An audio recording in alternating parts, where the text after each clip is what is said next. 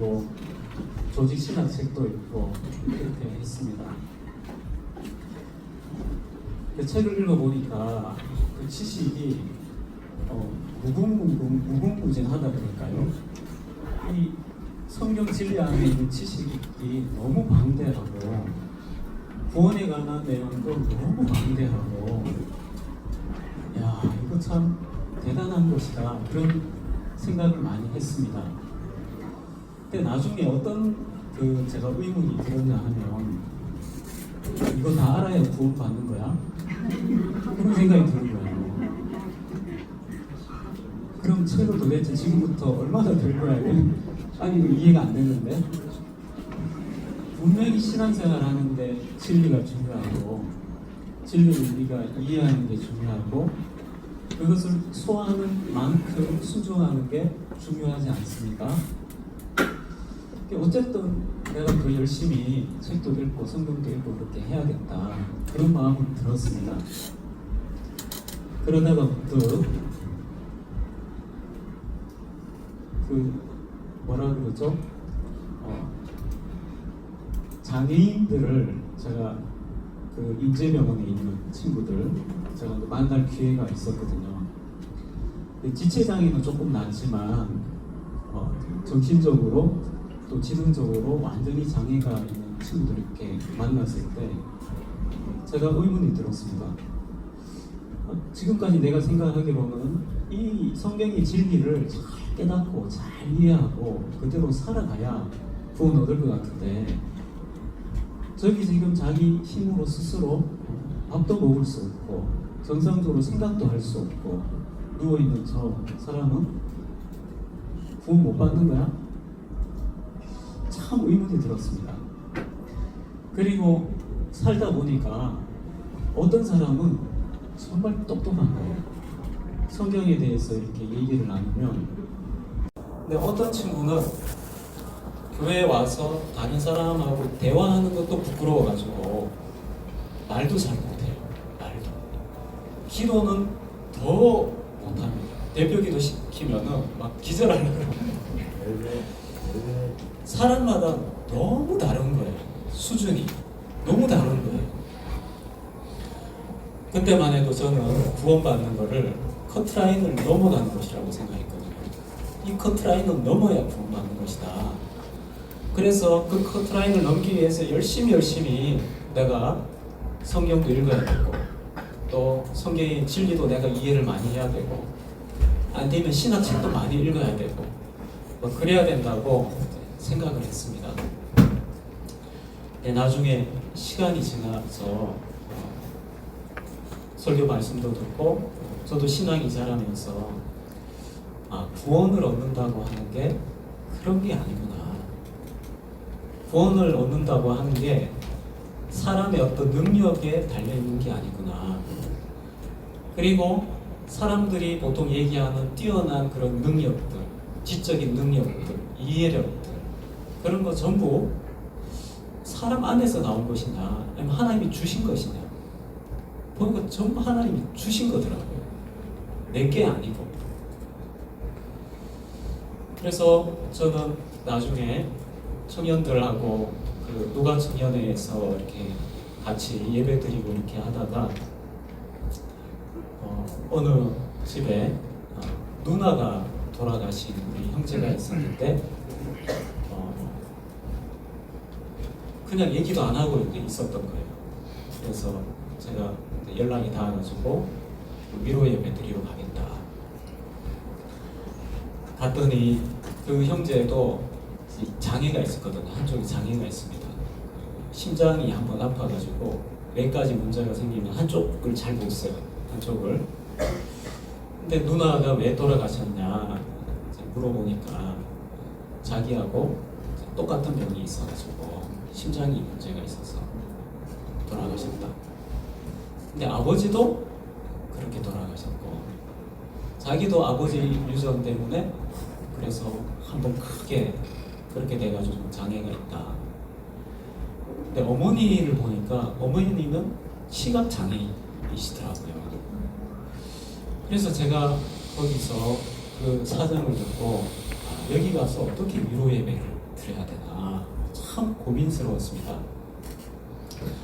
다행히 하나님께서 은혜 주셔서 지혜 주셔가지고 제가 말씀을 전했습니다. 제가 그 예배 드리면서 깨달은 게 뭐냐면은 하나님께서 많은 것을 가지고 가신 장애인들, 이 사람들, 이분들이 오늘날 선지자와 같은 사람이구나.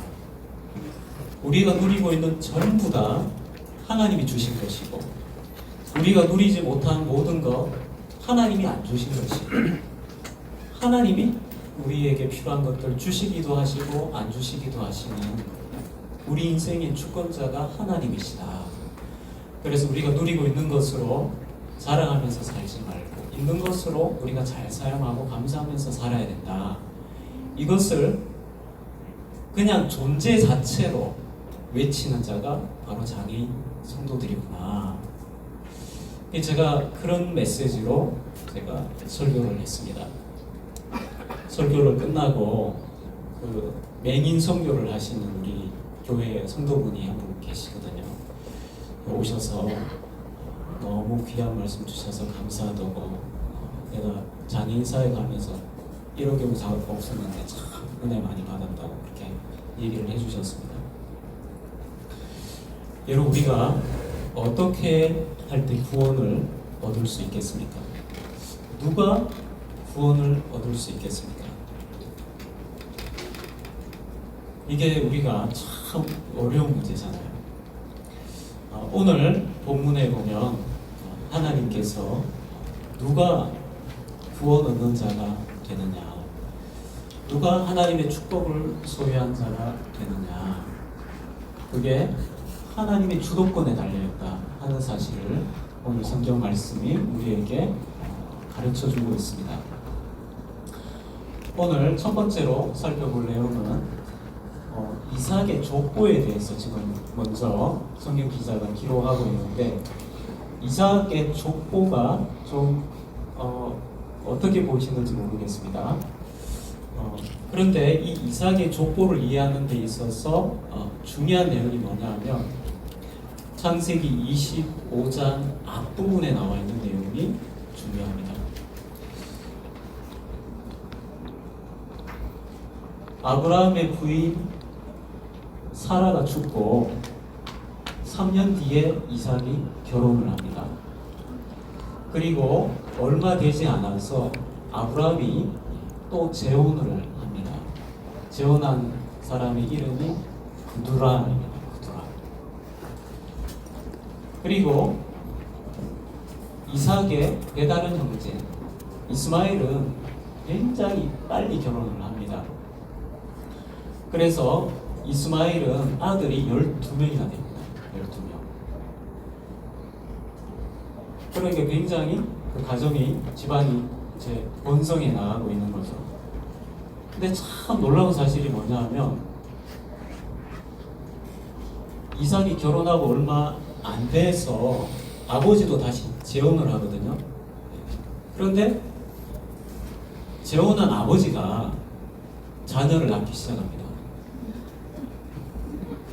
근데 아들이, 본인은 정작 결혼하고 자녀가 안 생기는 거예요. 지금 나이가 30, 40 정도 되는 아버지는 재혼해가지고 아들을 6명이나 낳아요. 6명. 그런데 이삭은 결혼하고 자식이 안 생기는 거예요. 배다른 이스마엘은 어떻습니까? 12명의 자녀를 놓고 그 다음 때까지 내려가고 있습니다. 근데 이삭의 족보는 어떻습니까 지금? 이상한 거예요. 이삭의 족보가.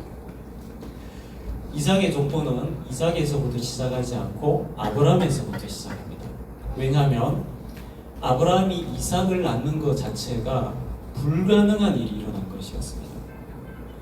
이삭의 족보는 불가능한 것이 가능하게 된 그 역사적인 사건을 통해서 시작된 족보입니다. 그래서 이삭의 족보는 이러하니라 하면서 아브라함이 이삭을 낳고부터 시작을 하고 있습니다. 기적의 족보라는 것이죠. 그런데 이삭은 40세가 될 때까지 결혼하고 있지 못합니다. 그러다가 리브가라는 아내를 맞이하게 되는데 가나안 사람이 아니고 밧단 아람의, 그러니까 외삼촌 집안의 딸과 결혼하게 됩니다. 결혼하는 과정이 쉽지가 않았고 아브라함이 정말 고심한 끝에 가나안 여자하고는 절대 결혼하면 안 된다. 내 친척 집에서 시부감을 내와야겠다 해서 믿음의 결단의 결과로 이삭은 결혼했습니다. 순탄치가 않았습니다. 근데 아까 말씀드린 대로 결혼은 했는데 20년 동안 자녀가 생기지 않았습니다. 여기까지 보면 이삭의 족보, 이삭의 인생이라고 할 수 있죠. 어떻습니까? 하나님의 약속이 있는 집안인데 전혀 순탄하지가 않습니다. 순탄하지가 않아요. 다른 집은요. 심지어는 재혼한 우리 아버지도 회개를 막 숭숭하고 있는데 이 아들이 자녀가 안 생겨요.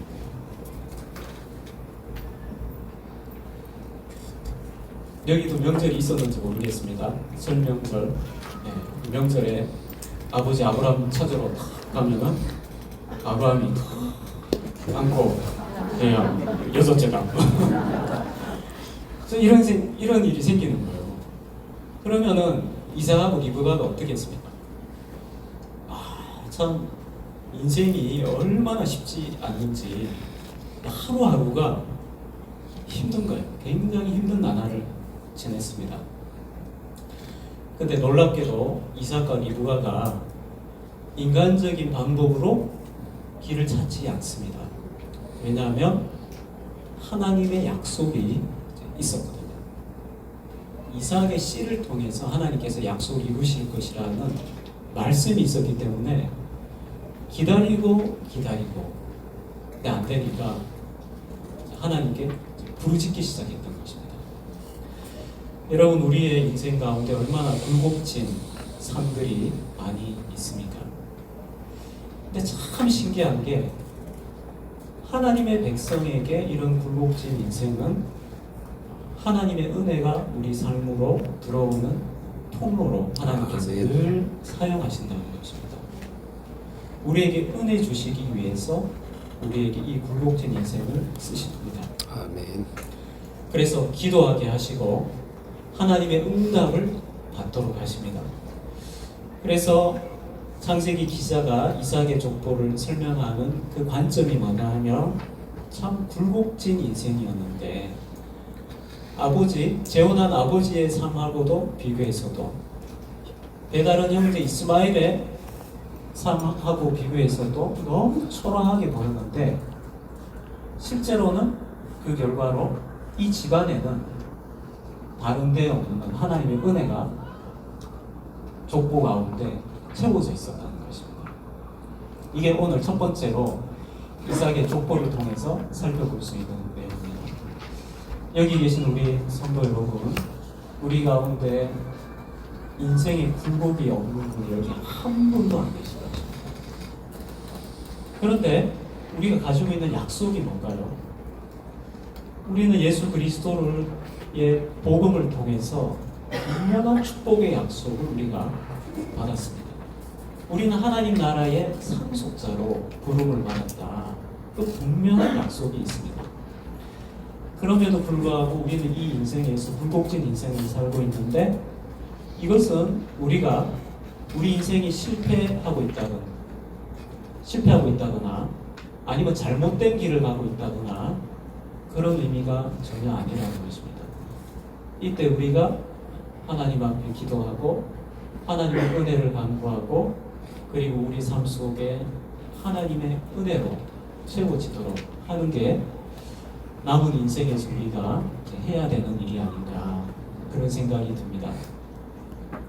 오늘 두 번째로 살펴볼 내용은 뭐냐 하면 하나님의 그 기도 응답의 결과로 이삭과 리브가는 자녀를 얻게 되는데 이 기도 응답은 그들에게 기쁨을 준 것은 틀림없었지만 하나님의 기도 응답은 그것으로 끝난 것이 아니고 새로운 도전이 되었습니다. 이삭과 리브가에게 새로운 도전이었습니다. 첫 번째로 이 리브가가 아기를 가졌는데 조금 지내보니까 이제 태동이 있지 않습니까? 보통 태동이 한 몇 개월 정도부터 태동이 느껴지나요? 4개월인가요? 예. 우리 아기를 낳으셨던 우리 여성도분들은 질문하고 바로 나와요. 몇 개월부터 다. 잊지를 않으시더라고요. 예. 다 기억하시더라고요. 몸이 기억하고 있으니까. 남자들은 모릅니다. 저도 다 잊어버렸습니다. 뭐 무슨 일이 있었는지 기억 전혀 안 납니다. 저희 집 아내는 언제 뭐가 있었고 다 기억을 하더라고요. 근데 배에서 막 태동이 있는데 이게 안에서 뭔가 인간이 아닌 게 들어앉아 있는 것처럼 그런 이제 느낌 들 때가 있는 거예요. 예. 왜냐하면 막 와당탕 하니까. 그럼 가끔 태중에 있는 아기가 발을 차기를 하면은 엄마들 얼마나 깜짝 놀라십니까, 그죠? 아유 이러다 이게 배 뚫고 나온 거 아닌가 싶기도 하고 얼마나 두려운지 모릅니다. 예. 근데 정도가 심했던 것 같아요. 굉장히 정도가 심했던 것 같아요. 어느 정도였냐면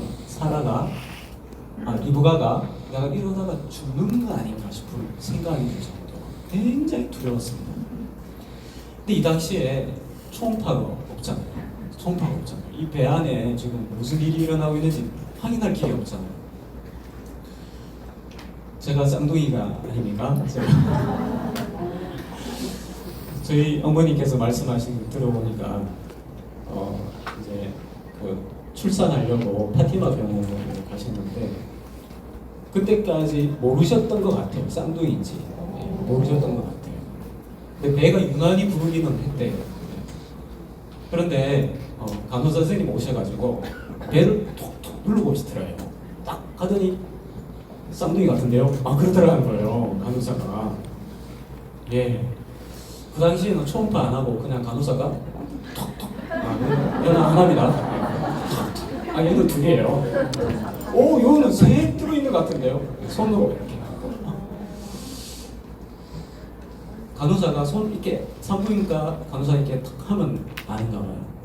요즘도 그렇게 하는지 모르겠습니다.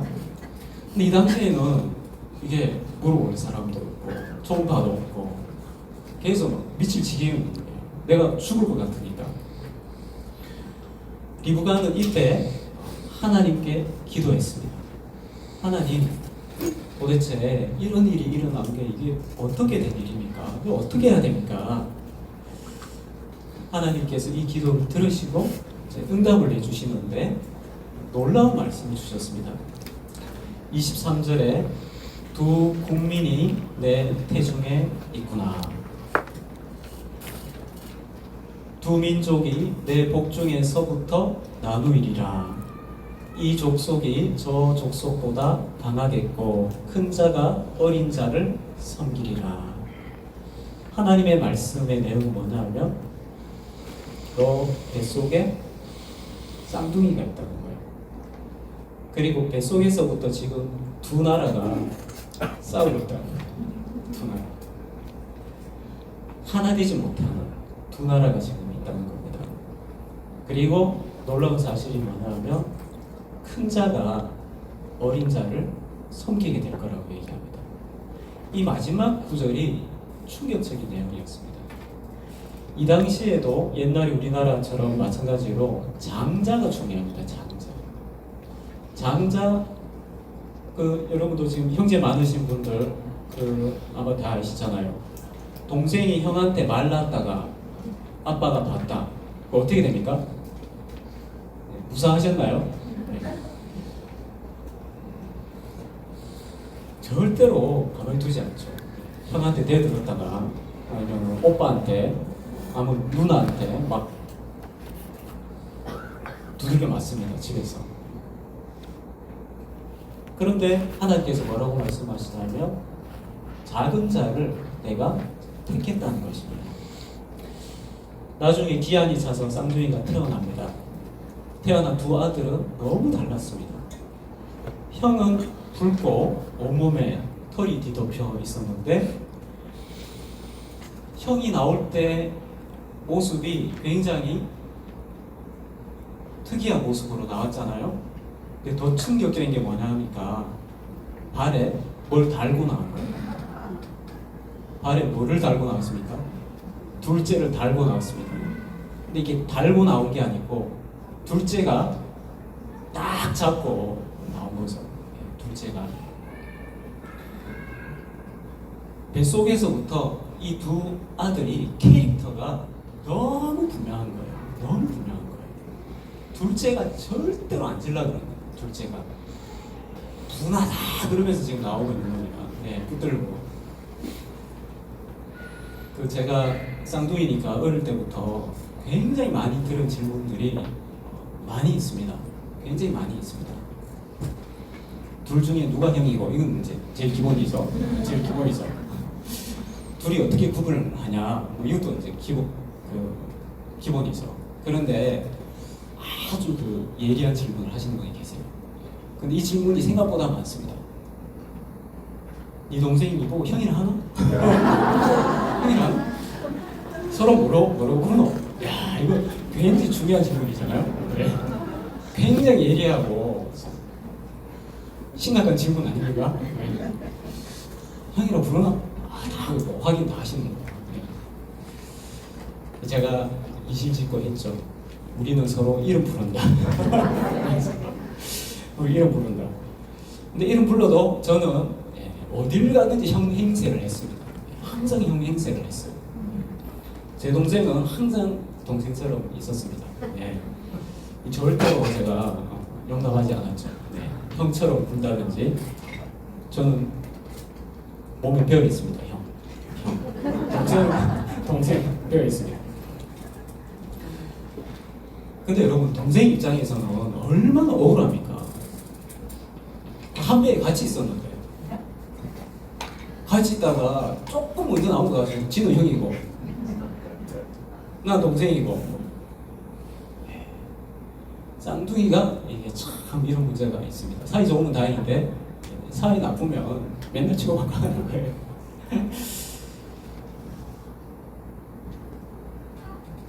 이때 이삭의 나이가 60세였습니다. 근데 이 두 아들이 자라게 됩니다. 자랐는데 이 형하고 동생이 한 배에서 태어난 아들인데 이란성 쌍둥이였습니다. 달라도 너무 다른 거예요. 형은 굉장히 남성다운 사람이고 그래서 아주 유능한 그리고 뛰어난 사냥꾼이 되었습니다. 그러니까 들짐승하고 이렇게 마주해서 이렇게 싸우는 걸 두려워하지 않는 굉장히 담력이 좋고 그리고 막 괄괄하고 이런 남성다운 사람이었습니다. 그래서 이 형 에서는 늘 사람이 되었다고 얘기합니다. 집에 안 있어요. 관심이 늘 집 밖으로 다니는 것입니다. 근데 동생은 어떠냐? 집 안이 좋아요. 집 밖은 별로 관심이 대상이 아니에요. 집 안에 있는 거 관리하고 가축들 키우고 그리고 관리하고 이런 거 좋아했습니다. 근데 문제가 뭐냐면 이삭과 리브가가 기도 응답으로 하나님의 축복으로 자녀를 딱 얻었잖아요. 그 전까지 이삭과 리브가가 얼마나 믿음이 좋았습니까? 근데 내 인생에서 가장 중요한 문제라고 생각하는데 20년 동안 해결 안 되는 문제가 딱 해결되고 나니까 갑자기 긴장이 쫙 풀리는 거예요. 하나님의 말씀에 대한 그 진지함이 점점 희석되는 거예요.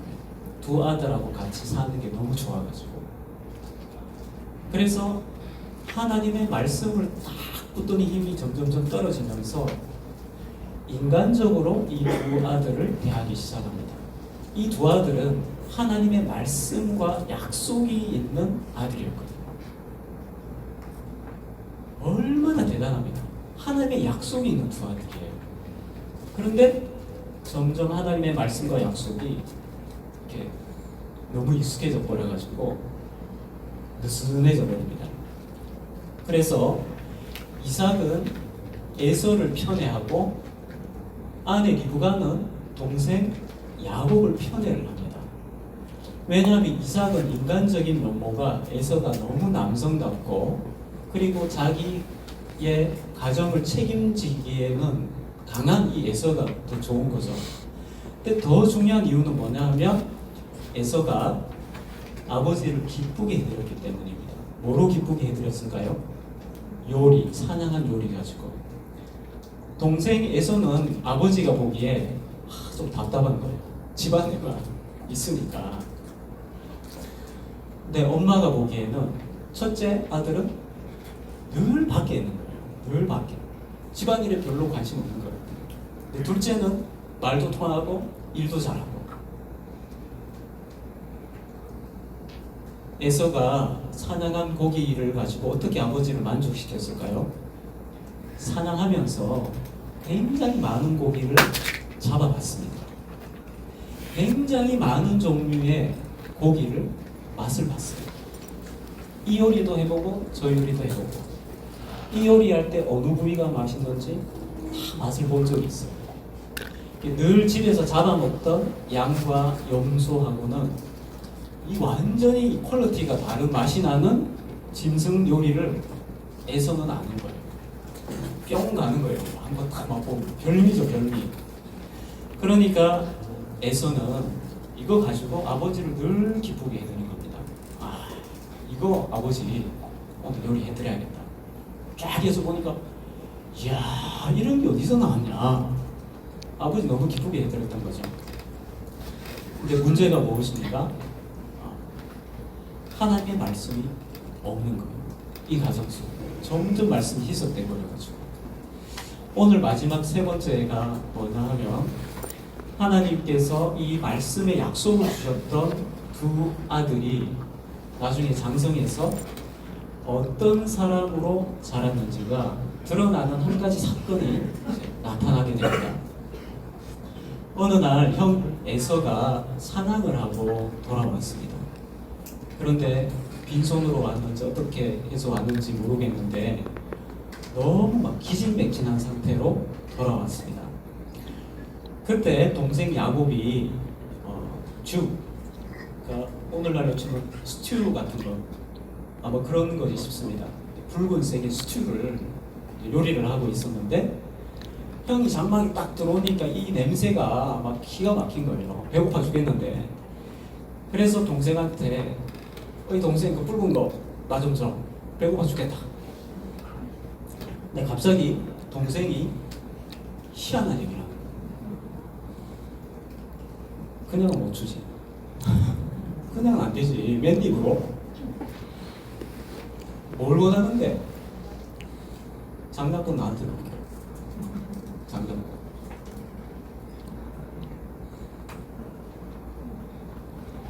보통 이렇게 되면 어떻게 돼야 됩니까? 여기 형님 되시는 분, 동생이 장작권 나한테 형 넘겨. 아버지 상수 물려받기로 한 거 전부 나한테 맡겨. 예. 큰일 납니다. 큰일 납니다. 큰일 나요. 근데 동생이 장작권 나한테 넘겨.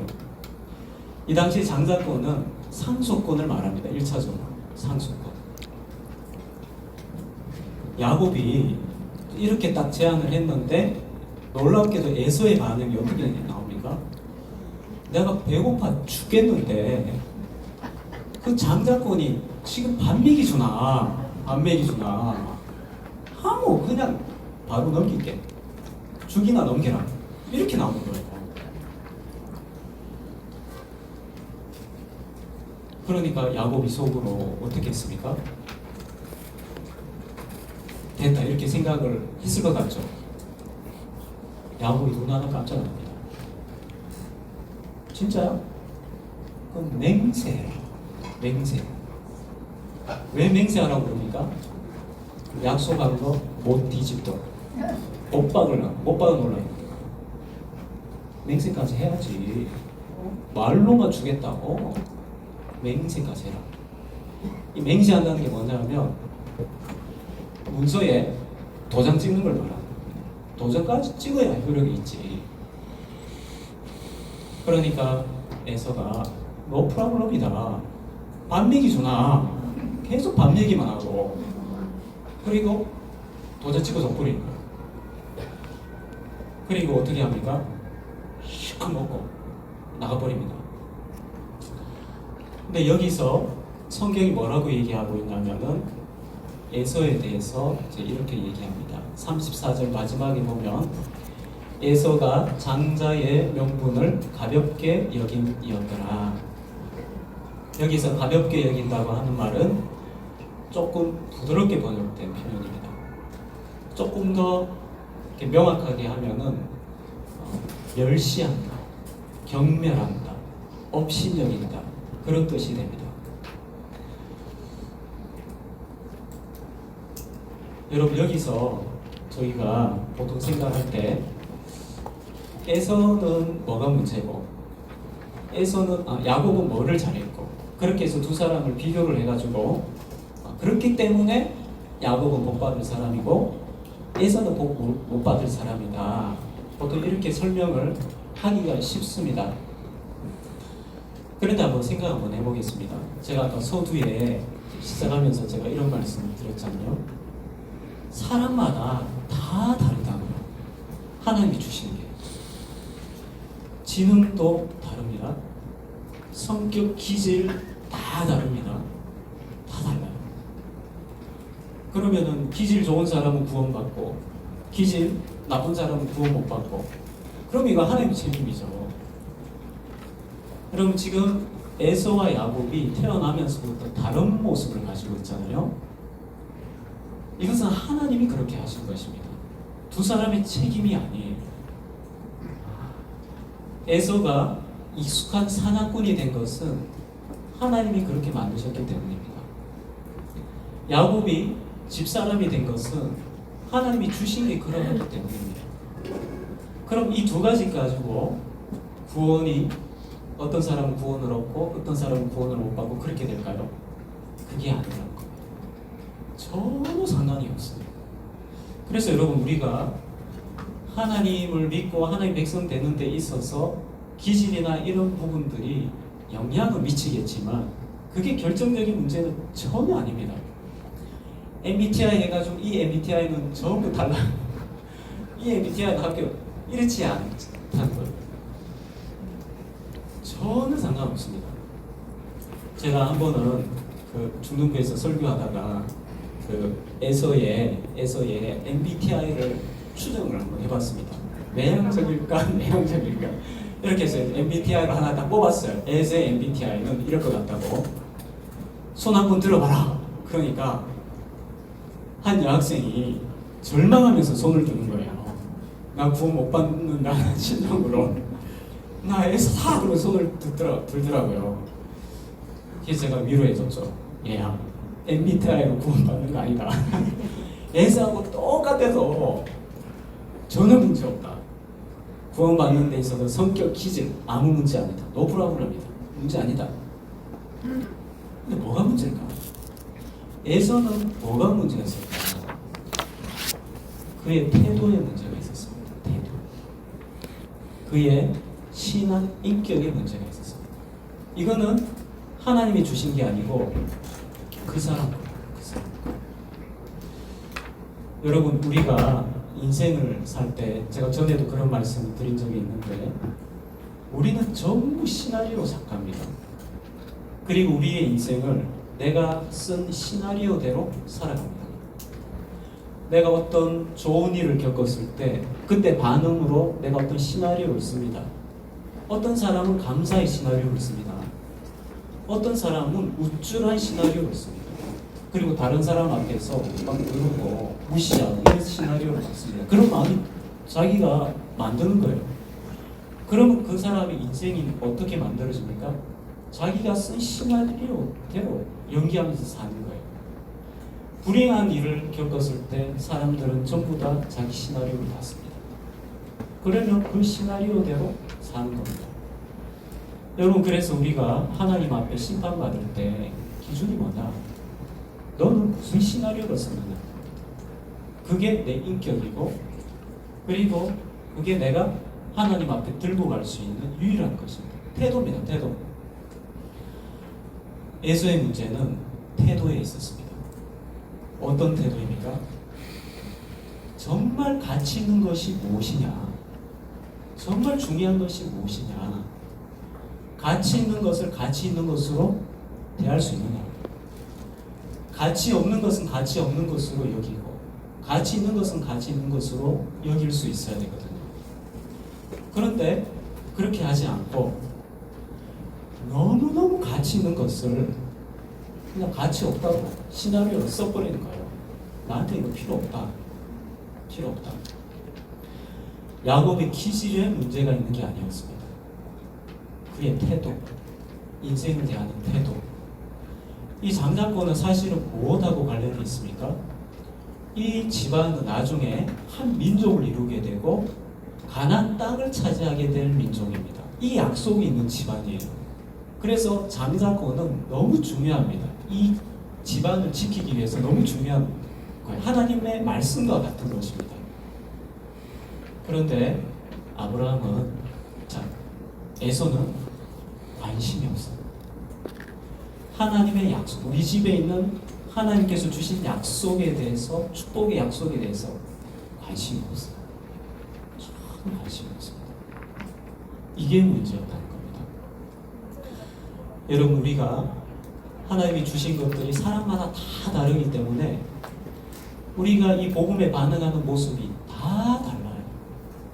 어떤 사람은 자신의 지적인 능력, 그리고 정서적인 능력, 사회적인 관계성, 이런 것 모든 것을 다 쏟아부어가지고 어마어마한 믿음의 그런 결과들을 만들어내는 사람이 있습니다.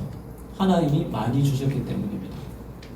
근데 어떤 사람은 겨우 교회에 나오는 것, 발걸음을 옮기는 것, 그거 하나가 그 사람에게는 엄청난 믿음인 경우가 있습니다. 하나님께서 주신 게 다르거든요. 사람마다 믿음이 다 다릅니다. 이게 중요한 건 뭘까요? 태도는 분명하다는 거예요. 이 사람한테는 하나님이 소중해요. 교회 겨우 나온 사람도 자기한테는 하나님이 소중한 분이에요. 모양은 달라요. 그래서 우리는 어떤 사람의 신앙을 보고 저 사람 신앙이 어떠니 저떠니 쉽게 얘기하는 걸 굉장히 조심해야 됩니다. 왜냐하면 하나님이 주신 게 다 다르기 때문이에요. 그런데 태도는 중요합니다. 태도는 굉장히 중요해요. 제가 오늘 3부 예배 때 제가 위치가 본당 2층에 소예배실이거든요. 그런데 소예배실에 있으면 자리에 다 못 앉으시기 때문에 뒤에 그 로비에 있는 동그란 그 푹신푹신한 의자 들고 와서 앉아 계신 분이 계십니다. 근데 그 중에 상습범이 계세요. 왜냐면 거기 앉으시면 항상 조금 늦으시는 분이거든요. 사무예배 때 얼마나 주차하기가 힘듭니까? 다 사정이 있으실 거예요. 그런데 어떤 상습범이 있냐? 딱 앉으면 이제 스마트폰 딱 꺼내고 다리 딱 끄고 스마트폰 한참 하시고 가시는 분이 있어요. 근데 이런 분이 많아요. 그 푹신한 방석, 푹신한 의자가 거의 다 그 상습범들이 거기 많이 앉아 계세요. 근데 뭐 그럴 수 있다고 이제 생각을 뭐 합니다. 하는데 오늘 제가 읽다가 너무 인물이 좋아요. 인물이 부부가 다 앉아 있는데 푹신푹신한 의자 앉아 있는데 인물 너무 좋은 거예요. 남자가 키도 크고 인물도 좋고 옷도 너무 잘 입고 젊으신 분인데 근데 다 앉아가지고 우리 박순수 목사님이 열심히 설교하고 계시는데 제가 이제 그 에어컨 만지다가 봤죠. 제가 보려고 온 게 아니고 이렇게 코에 봤는데 화면이 너무 분명하게 보이는 거예요. 열심히 게임을 하고 계시는 거예요. 그래서 제가 이거 어떻게 해야 될까? 내가 안 봤으면 그냥 가는데 내가 봤단 말이죠. 근데 목사가 부목사가 여기 지금 부목사가 여기 있는데 봤는데 이거 어찌 해야 될까 고민하다가 제가 지나가면서 어깨를 탁 치면서 고개를 흔들고 이렇게 갔거든요. 야, 하지 마. 손으로 이렇게 하지 마시라고 하고. 근데 이분이 이제 그거를 보시고 이제 탁 끄시면서 아내한테 뭐라고 얘기를 하더니 이제 의자 들고 나가버리는 거예요. 그래서 제가 야, 한 분을 십좋게 했나? 이거 어떻게 된 걸까? 참 고민이 되더라고요. 여러분 제가 예를 들었는데 만약에 중학생을 생각해 보겠습니다. 전부 스마트폰 보고 게임만 하고 있어요. 전부 다. 전부 다. 아무런 관심이 없습니다. 영원한 것에 대해서 전혀 관심이 없습니다. 우리는 하나님이 보시기에 전부 그와 같은 사람입니다. 이 세상에서 전부 사는데 하나님에 대해서 관심 없고 전부 스마트폰 보면서 어떤 사람은 주식하고 어떤 사람은 그 온라인 쇼핑하고 어떤 사람은 게임하고 이러면서 사는 사람은 똑같거든요. 하늘을 몰라요. 전혀 관심 없어요. 이 사람 다 망할 사람이에요. 하나님 보시기에. 근데 하나님께서 이래 내버려 둬야겠다. 내가 한 명이라도 건져야겠다. 누구한테 내가 얘기해야 되고. 보다가 스마트폰에 빠져있는 한 사람 찍었는데 누구였습니까? 아브라함이야. 아브라함. 그리고 네 자손 태어나면 똑같이 스마트폰만 보고 앉아있을 거다. 그러나 걔도 내가 내 백성 삼을 거다. 어떤 방식으로요? 율법의 말씀을 주셔가지고 내 백성 삼으시는 거죠. 여러분 하나님께서 우리를 구원해 주셨을 때 우리는 전부 스마트폰 중독에 빠져있는 세상 중독에 빠져있는 사람과 같았습니다. 하나님께서 앞에서 영화를 보여주시잖아요. 앞에서 이 자연을 통해서 나의 그 영광스러운 창조 영광을 바라는 창조주가 계시다. 하나님께서 날마다 보여주셔도 틱 보고 하고 계속 스마트폰만 하는 중학생들하고 비슷하게 우리가 인생 살아가고 있었잖아요. 근데 어쩌다가 우리가 지금 여기 다 있습니까? 지금 스마트폰에 안 빠져 있고 하나님께서 우리를 택하셔서 말씀해 주시고 우리를 설득하신 것이죠. 그래서 우리가 여기에 있게 된 것입니다. 근데 만약에 하나님께서 찾아오셔서 제가 아까 그 청년한테 톡톡 그거 하지 마시고 예배 드리시죠. 톡톡 했을 때 이러면 안 되지. 내려놓고 집중하면은 구원 받는데 진짜 구원을 말하는 게 아니고 비유로 말씀드리는 겁니다. 기분 나빠가지고 의자 들고 나가버리면 톡톡 제가 선택했잖아요. 왜냐하면 그 주위에 사실은 폰 보고 막 뭐 예배 안 드리고 있는 사람 많았어요. 제가 다 하기는 그렇고 제가 한 사람 찍은 거예요. 이분 한 사람 하면 다른 것도 보지 않겠나. 선택받는 자죠. 근데 안타깝게도 의자 들고 나가버리는 거예요. 제가 마음이 너무 아픈 거예요. 여러분 하나님께서 우리를 하나님의 말씀으로 계속 설득하십니다. 이스라엘 백성들이 선택받은 민족인데 이스라엘 백성이라고 다 구원받지 못합니다. 왜냐하면 하나님께서 율법의 말씀으로 톡톡톡 했는데 기분 나쁘다고 나가버리는 거예요. 이스라엘 백성들이. 그렇게 하면 예배 제대로 드리는 거 아니지. 제사 잘못된 거지. 다른 사람 거 뺏어가면서 그렇게 사는 게 잘못된 거지. 톡톡톡 하나님께서 선지자를 통해서 의자 들고 나와보는 거예요. 안 듣고. 그 자들은 전부 멸망당했습니다. 그래서 하나님이 택하셔서 구원받은 백성의 특징이 뭐냐? 하나님이 선지자를 보내시고 말씀의 종을 보내셔가지고 스마트폰 세상에 빠져있는 너야 톡톡톡 여기를 봐 했을 때 이게 소중한 줄 알고 바른 반응을 보이는 이 사람들이 전부 구원을 얻습니다. 이게 구원의 백성입니다.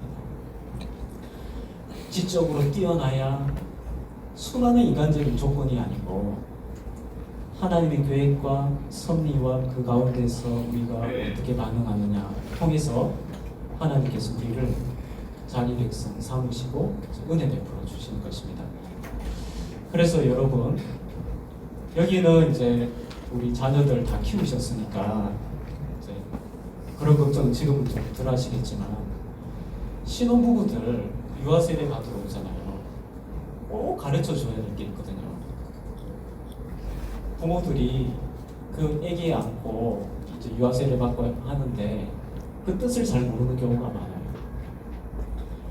유아세례 주는 이유가 뭐냐면, 얘는 태어나면서부터 하나님 모르고 태어나면서부터 선악을 아는 선악과를 따먹은 사람하고 똑같기 때문에 악한 길에 눈을 뜬 존재라는 걸 가르쳐줘야 됩니다.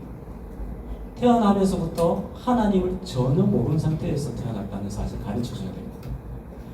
그래서 이 아이에게 유아세례를 베푸는 이유가 뭐냐면, 이 아이가 태어날 때는 하나님을 모르는 상태에서 태어나지만 내가 하나님을 대신해서 말씀의 선지자가 되어서 부모로서 이 아이를 계속해서 이 말씀으로 아이를 가르치고 그리고 톡톡톡 해서 깨우는 일을 계속하면 이 아이가 이 말씀에 바른 태도를 갖고 돌아오면 구원받는 자가 될 수 있다. 이 약속이거든요. 그래서 부모는 유아세례 베푸는 부모는 1차 전도 목적이 자기 자녀입니다. 전도해야 됩니다. 이 자녀는 기독교 집안에 있다고 크리스찬이 되는 게 아니에요. 전도해야 됩니다. 이게 유아세례의 뜻입니다. 할례의 의미입니다. 우리는 어떻게 지금 하나님의 백성이 되었습니까? 우리가 반응했습니다. 하나님 됐습니다. 우리 모양은 다 달라요. 믿음의 반응이 모양이 다 달라요. 어떤 사람은 봉사 거의 못합니다. 그런데 하나님 보시기에 그 사람 수준에서 최고의 믿음의 연주를 하는 것이고요. 다 다릅니다. 그러나 중요한 사실은 그의 태도가 하나님 보시기에 오케이라는, 겸손합니다. 여기 계신 우리 장로 3부에 계시는 우리 모든 성도님들, 바로 이 하나님의 은혜를 붙드시고 끝까지 믿음의 견주를 해서 하나님이 약속하신 복을 내 것으로 완전히 소유하시는 우리 모든 성도님들 다 되시기 바랍니다. 기도드리겠습니다. 사랑과 은혜가 풍성하신 하나님 아버지, 하나님께서 이 세상에만 빠져있던 저희들에게 찾아오셔서 말씀해 주시고 하나님의 약속을 주셔서 잠들어 있는 저 영혼들을 깨우셔서 하늘을 바라보고 하나님의 사랑에 눈뜰 수 있도록 은혜 베풀어 주신 것 감사합니다. 이제는 우리가 살아가는 인생 가운데서 무엇이 가장 소중한 것인지 우리가 깨닫게 되었습니다. 하나님 예서와 같이 하나님의 약속의 말씀, 장자의 명분을 가볍게 여기는 그런 자 되지 말게 하여 주시고, 우리가 하나님 앞에서 하나님이 주신 이 귀중한 것을 가치 있게 여길 수 있는 그런 겸손한 자 다 될 수 있도록 은혜 베풀어 주시옵소서. 그리고 우리 주위에 있는 사람, 우리가 마치 하나님의 입술과 선지자가 된 것처럼 겸손한 자가 되어서 잠들어 있는 영혼들 깨우는 우리 모든 성도들 될 수 있도록 은혜 베풀어 주시옵소서. 아멘. 거룩하신 예수님의 이름으로 기도하옵나이다. 아멘.